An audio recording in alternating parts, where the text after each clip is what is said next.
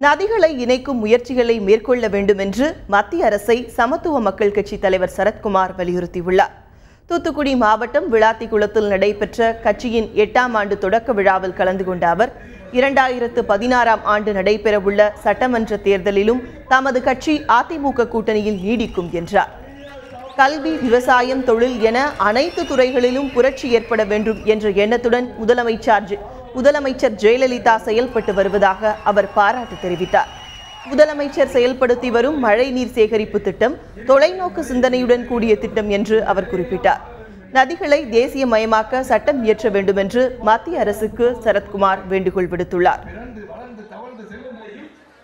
நதிகளை இணைக்க வேண்டும் இந்தியாவிலே முதல் முறையாக குரல் கொடுத்தவர் யார் என்று சொன்னால் ஆணித்தரமாக அடித்து சொல்வேன், அது சரத்குமார் என்ற இளைஞர் தான்.